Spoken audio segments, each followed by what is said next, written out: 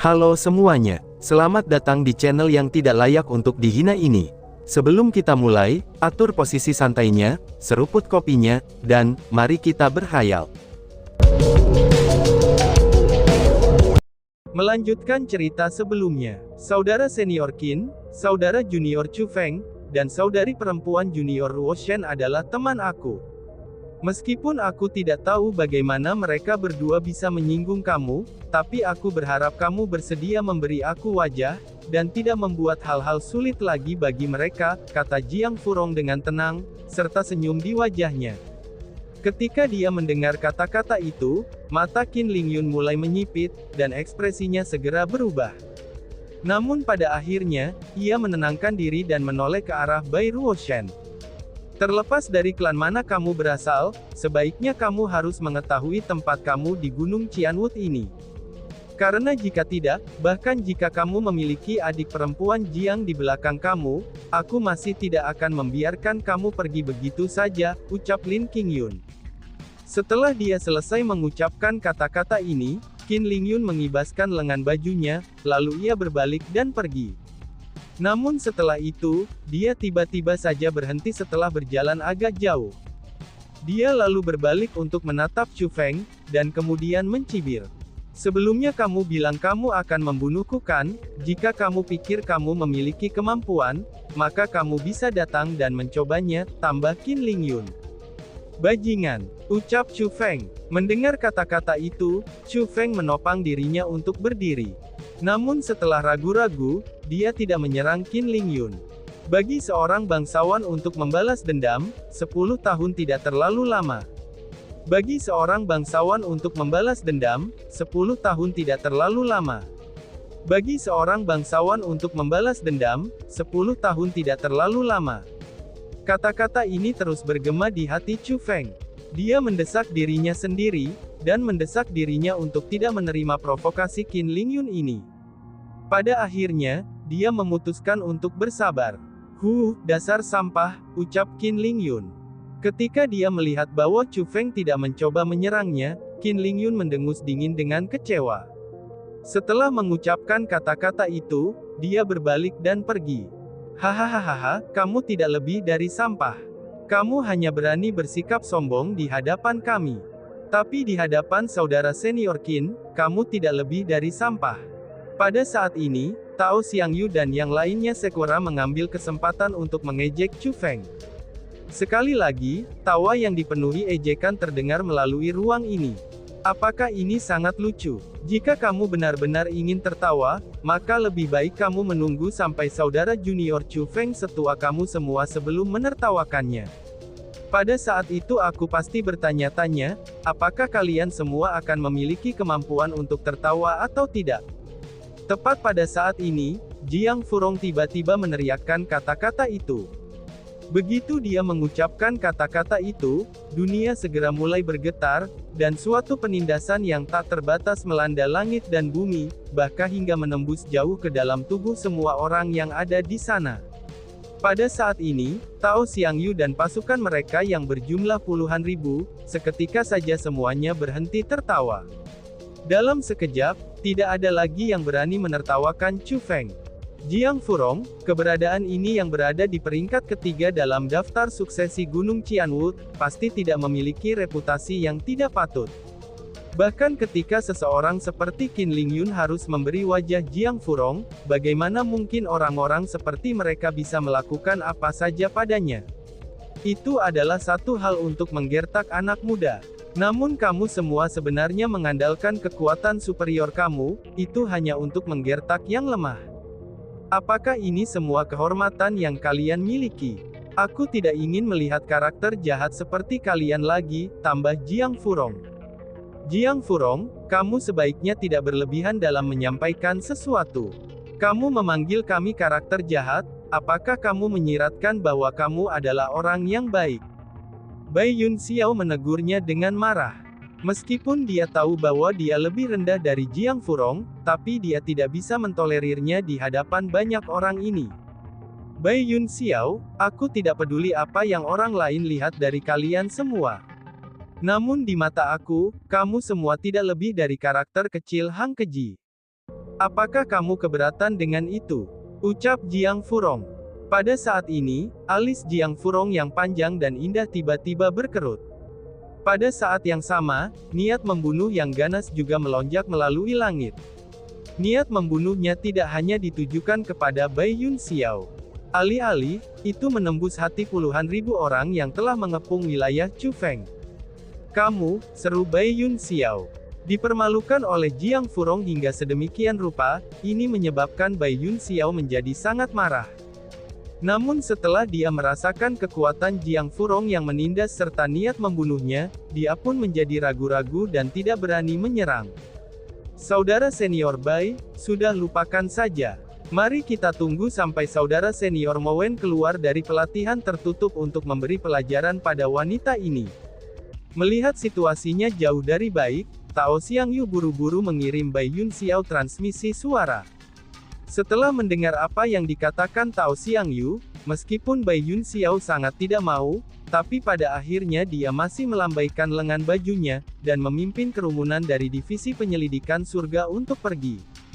Setelah Bai Yun Xiao pergi, Tao Xiangyu, Qi Yanyu, Zhao Jingan dan yang lainnya juga, semuanya memimpin bawahan mereka dan bergegas pergi.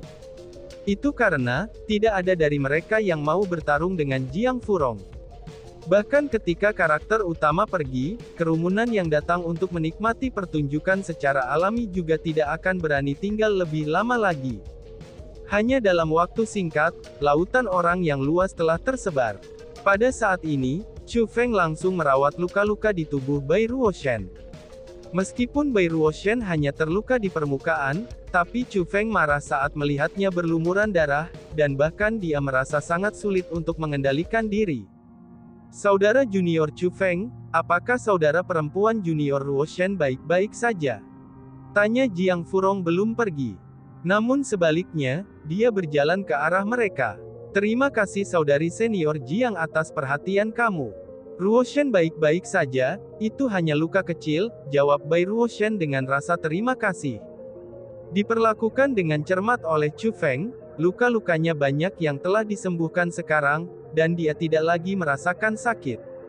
Namun meskipun dia memiliki senyum di wajahnya, tapi sebenarnya dia memaksakan senyum itu. Dia yang sangat sombong telah dipaksa oleh Qin Lingyun untuk berlutut di depan umum, dan karenanya ia merasa sangat terhina. Saudari junior Ruoshen, saudara junior Chu Feng, kalian berdua masih muda.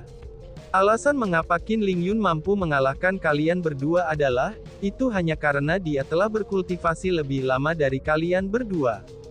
Namun jika kamu berada pada usia yang sama, aku sangat percaya bahwa dengan bakat yang kamu berdua miliki, Qin Lingyun pasti tidak akan cocok menjadi lawan kamu, ucap Jiang Furong.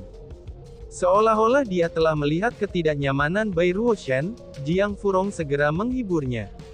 Saudari senior Jiang, jika kita tidak bisa menangani masalah kecil seperti ini, lalu bagaimana kita akan membawa gelar murid hutan Qianwu? Ucap Chu Feng sambil tersenyum dengan tenang. Setelah dia melirik Bai Ruoshen, dia pun bertanya. Hanya saja, senior Jiang, aku tidak mengerti mengapa Qin Lingyun membenci klan kekaisaran seperti itu. Mungkinkah dia memiliki semacam sejarah dengan klan kekaisaran? Tanya Chu Feng. Mendengar kata-kata itu, Jiang Furong segera terkejut. Jejak kejutan melintas melewati matanya yang cerdas.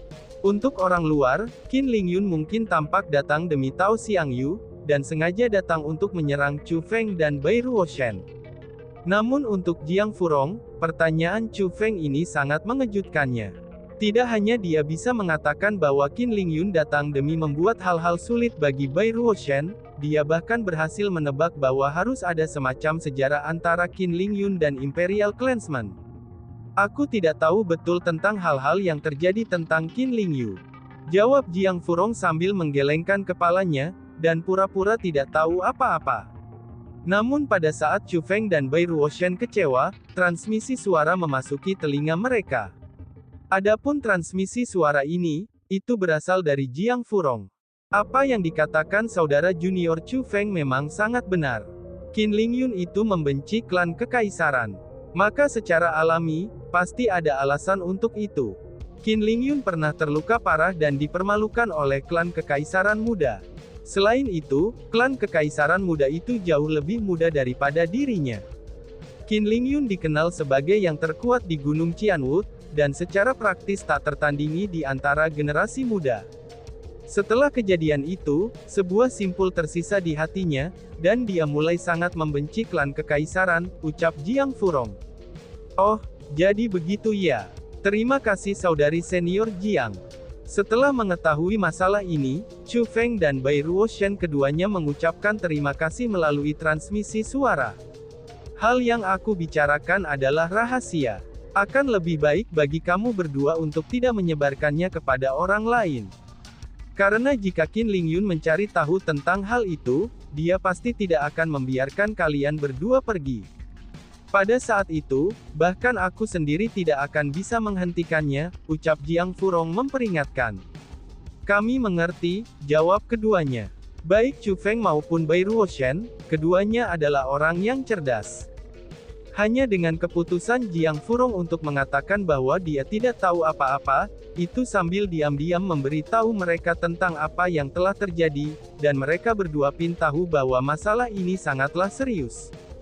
Setelah ini, Jiang Furong membuat beberapa percakapan santai dengan Chu Feng sebelum meninggalkan wilayahnya. Setelah Jiang Furong pergi, Bai Ruoshan bertanya, Chu Feng, apakah dia orang yang kamu temui di Taman Obat Cakrawala? Chu Feng pun mengangguk. Itu adalah pertemuan pertamanya, namun dia bersedia menyinggung Qin Lingyun dan yang lainnya untuk membantu kamu. Tidak peduli bagaimana aku melihatnya, aku merasa itu hal yang aneh, kata Bai Ruoshan. Apa yang aneh tentang itu? Tanya Chu Feng. Dia benar-benar orang baik yang baik hati, ataukah dia seseorang yang memiliki rencana, kata Bai Ruoshan. Setelah dia mendengar apa yang dikatakan Bai Ruoshan, Chu Feng tersenyum lega. Setelah itu, dia pun berkata, sudah, jangan terlalu memikirkannya. Untuk beberapa hal, itu tidak baik untuk terlalu membuat rumit mereka, ucap Chu Feng. Jangan bilang padaku bahwa kamu tidak mencurigai rencananya. Tanya Bai Ruoshan. Oh, yang aku tahu adalah kebenaran. Dan kebenaran itu, dia telah membantu kami hari ini, jawab Chu Feng. Setelah mendengar apa yang dikatakan Chu Feng, Bai Ruoshan pun terkejut. Setelah itu dia tidak berbicara lagi, dan mulai dengan serius melihat ke arah kemana Jiang Furong pergi. Adapun Jiang Furong, meskipun dia terbang ke arah wilayahnya sendiri, tapi dia tidak kembali ke wilayahnya. Justru sebaliknya, setelah berputar-putar, dia tiba di hutan sebelum turun. Apakah kamu sudah menyelesaikannya? Sebuah suara terdengar dari hutan. Jawab Jiang Furong dengan hormat. Bagaimana menurutmu? Suara itu bertanya lagi. Apa maksudmu? Jiang Furong menjawab dengan sebuah pertanyaan. Chu Feng itu, bagaimana reaksinya setelah dihina oleh Qin Lingyun? Suara itu bertanya. Sangat luar biasa. Dia berhasil menyesuaikan diri tanpa harus menghiburnya. Meskipun ia memiliki temperamen yang berapi-api, tapi ia mampu bertahan pada saat-saat genting. Dia adalah orang yang dapat melihat situasi yang lebih besar, dan menentukan tingkat keparahan suatu masalah. Dia bisa membungkuk dan tunduk, dan juga bisa berdiri tegak. Dari sini aku percaya, Chu Feng itu sangatlah bijaksana, kata Jiang Furong. Untuk dapat memperoleh penilaian seperti itu darimu, ini berarti bahwa anak ini memang luar biasa, kata suara itu. Dia adalah individu luar biasa yang jarang terlihat. Setiap aspek dari dirinya bahkan melampaui diriku. Ketika aku seusianya, aku tidak mampu membandingkan dengannya. Melampaui aku, maka itu hanya soal waktu saja sekarang, kata Jiang Furong. Itu tidak masalah. Aku membantunya bukan karena aku membayangkan bakatnya. Sebagai gantinya, aku telah membayangkan karakternya, kata suara itu. Sebenarnya aku punya pertanyaan, kata Jiang Furong. Apa itu? Suara itu bertanya. Mengapa kamu tidak membantunya secara pribadi? Bukankah lebih baik seperti itu, karena itu akan membuatnya memiliki lebih sedikit musuh? Tanya Jiang Furong. Jika aku bertindak secara pribadi, maka dia akan memiliki perjalanan yang mulus di Gunung Qianwu. Jika itu terjadi, maka pada gilirannya itu akan merusak pertumbuhannya. Itu tidak akan membantunya, dan itu hanya akan menyakitinya. Suara itu menjawab. Oh, dimengerti, ucap Jiang Furong. Jiang Furong sangat cerdas, karena dia mengerti niat orang itu. Chu Feng secara alami tidak tahu tentang Jiang Furong, yang diperintahkan oleh seseorang untuk membantunya. Chu Feng hanya mengatakan, kalau dia tidak peduli mengapa Jiang Furong membantunya. Karena yang dia ketahui adalah, bahwa Jiang Furong telah membantunya, dan dengan demikian dia harus berterima kasih padanya. Itu karena, Jiang Furong benar-benar telah membebaskannya dari pengepungan kepada mereka. Jika tidak menyebutkan hal-hal lain, maka Bai Ruoshan mungkin saja benar-benar kehilangan nyawanya hari ini. Dengan demikian, Chu Feng benar-benar berterima kasih kepada Jiang Furong. Karena kenyataannya bahwa ada kerumunan yang sangat besar untuk melihat hal-hal yang telah terjadi, maka berita acara segera menyebar seperti api. Pada hari berikutnya, apa yang terjadi di wilayah Chu Feng pun menjadi topik diskusi hangat semua orang. Namun, berita yang disebarkan sebenarnya sangat berbeda dengan yang ketanyaannya. Apa yang sedang menyebar seperti api bukanlah kebenaran yang sebenarnya. Justru sebaliknya, bahwa Chu Feng itu terlalu sombong, dan dia juga telah ditekan oleh kekuatan gabungan dari Divisi Penyelidikan Surga, Divisi Ling Yun, Divisi Jin Gan, Divisi Yan Yu, Divisi Abadi Peach, dan Divisi Beast King. Awalnya para jenius tingkat iblis mempertimbangkan faktanya bahwa Chu Feng adalah sesama murid, dan mempertimbangkan untuk tidak membuat hal-hal terlalu sulit baginya. Karena itulah, mereka hanya menuntut agar dia meminta maaf kepada Tao Xiangyu. Namun karena Chu Feng tetap sombong, dan tidak hanya dia tidak meminta maaf, dia bahkan secara terbuka menghina mereka. Dalam situasi seperti ini, Qin Lingyun tidak bisa duduk diam dan menonton, dan dengan demikian menyerang Chu Feng. Tidak dapat menyadari posisinya sendiri, Chu Feng benar-benar menyerang balik Qin Lingyun. Namun sayangnya, dia bukan tandingan Qin Lingyun, dan hanya mirip dengan belalang yang mencoba menghentikan kereta, San juga mencoba untuk menyerang batu dengan sebutir telur. Dengan demikian, dia akhirnya benar-benar dikalahkan oleh Qin Lingyun, dan dipaksa berlutut di tanah seperti anjing yang sekarat. Dengan kekuatan Qin Lingyun, dia benar-benar mampu melukai Chu Feng dengan serius. Namun dengan mempertimbangkan bahwa mereka adalah sesama murid, dia memutuskan untuk tidak terlalu berlebihan, dan hanya mengajarkan Chu Feng pelajaran ringan sebelum pergi. Adapun Tao Xiangyu dan yang lainnya, mereka juga tidak ingin bertengkar dengan Chu Feng, dan dengan demikian pergi juga. Meskipun mereka telah meratakan wilayah semua anggota divisi Asura lainnya, tapi mereka tidak meratakan markas divisi Asura yang merulakan wilayah Chu Feng, dan memberi wajah yang cukup baik kepada Chu Feng. Ketika versi cerita ini mulai menyebar, banyak murid yang memuja Chu Feng pun mulai ragu akan hal itu. Mereka telah mengalami karakter Chu Feng untuk diri mereka sendiri, dan merasa bahwa tidak mungkin bagi Chu Feng untuk menjadi orang yang tidak memadai. Namun karena faktanya bahwa orang-orang yang menyebarkan versi peristiwa ini benar-benar terlalu banyak, sebab itulah semakin banyak orang mulai secara bertahap datang untuk menerimanya sebagai kebenaran. Tidak menyebutkan siapa yang salah dan siapa yang benar, paling tidak, orang-orang yang merasa Chu Feng tidak terkalahkan pun sekarang menjadi tahu, bahwa Chu Feng tidak sekuat yang mereka bayangkan. Dalam sekejap, divisi Asura jatuh dari langit ke kedalaman bumi.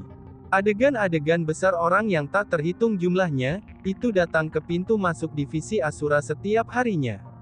Bahkan jika ada orang yang sesekali datang ke pintu masuk divisi Asura, mereka hanya akan datang untuk menikmati pemandangan yang ramai.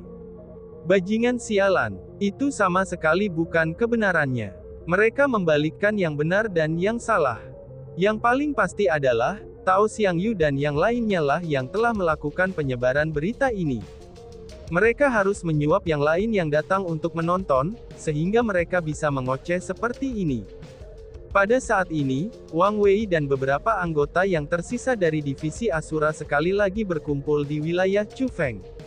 Setelah mendengar tentang berita tentang apa yang terjadi, Wang Wei dan yang lainnya memukuli dada mereka, dan menghentakkan kaki mereka dengan marah. Itu karena, itu hanyalah fitnah terbuka terhadap mereka. Tidak perlu khawatir tentang berita hoaks ini. Ini adalah kebenaran, bahwa aku lebih rendah dari Qin Lingyun. Tidak peduli bagaimana peristiwa itu terjadi, hasilnya adalah kita sudah kalah. Bahkan jika mereka tidak mencoreng nama kita, divisi Asura kita masih ditakdirkan untuk menurun. Bahkan jika masih ada orang yang ingin bergabung dengan divisi Asura kami, maka aku tidak akan menerimanya. Setidaknya, aku tidak akan menerimanya untuk saat ini, ucap Chu Feng. Chu Feng sangat tenang saat dia mengucapkan kata-kata itu, dan dia juga tidak marah dengan berita itu. Tapi kan, Wang Wei dan yang lainnya tidak dapat menerima ini. Semuanya, aku tahu bahwa hatimu bersama dengan divisi Asura kami, dan bahwa kamu bersedia untuk hidup dan mati bersamanya. Untuk memiliki teman pertempuran seperti dirimu, itu adalah suatu kehormatan bagiku. Namun situasi saat ini, itu tidak sesuai dengan harapan. Mereka pasti tidak akan meninggalkan masalah begitu saja. Aku memang bisa menahan pemukulan mereka semua, tapi aku tidak ingin kamu semua terlibat dengan aku. Oleh karena itulah, semuanya, aku pikir lebih baik bagi kalian semua untuk mundur dari divisi Asura, kata Chu Feng lagi. Tidak saudara junior Chu Feng, kami tidak akan meninggalkanmu, ucap Wang Wei yang dengan tegas menolaknya. Betul, saudara junior Chu Feng, kamu telah melakukan cukup banyak untuk kami. Kamu sudah cukup memanggul beban ini sendirian. Bahkan sejak awal, kamu dan adik perempuan Bai saja yang menopang seluruh divisi Asura. Kalian berdua yang membawa kemunculan divisi Asura, dan juga membawa kehormatannya. Kami hanya menikmati manfaat dan kehormatan yang diberikan oleh kamu berdua. Meskipun kami ingin membantu, kami tidak memiliki kemampuan untuk membantu. Ketika divisi Asura kami diserang oleh musuh, kami ingin membantu kamu mempertahankannya.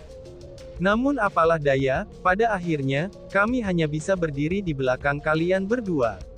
Untuk menikmati keberuntungan bersama, kami telah berhasil melakukannya. Namun untuk menghadapi musibah bersama, kami sama sekali tidak dapat mencapai itu. Bahkan sejak awal, kami belum bisa melakukan itu. Maka dari itu, izinkan kami untuk tetap di sini. Anggap saja itu sebagai balasan dari kami, ucap Fang Tuohai dan yang lainnya yang tidak ingin pergi. Untuk membuat Chu Feng tidak bisa memaksa mereka untuk pergi, mereka sebenarnya berlutut di depannya dan mulai memohon padanya. Saudara junior Chu Feng, kami mohon, biarkan kami tinggal dan menghadapi musibah ini bersama-sama denganmu.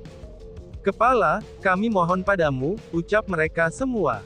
Selain Bai Ruoshen, semua anggota divisi Asura yang hadir telah berlutut kepada Chu Feng, dan mulai memohon padanya untuk membiarkan mereka tinggal.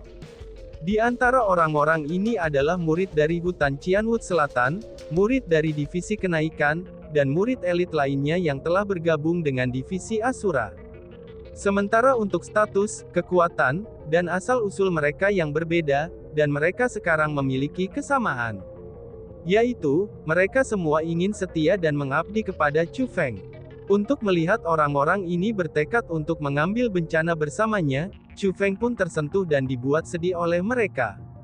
Namun sayangnya, Chu Feng masih menggelengkan kepalanya. Dan setelah itu, dia pun berkata, "Aku tidak memaksa kalian semua pergi. Namun sebaliknya, aku hanya ingin kamu semua pergi untuk sementara waktu.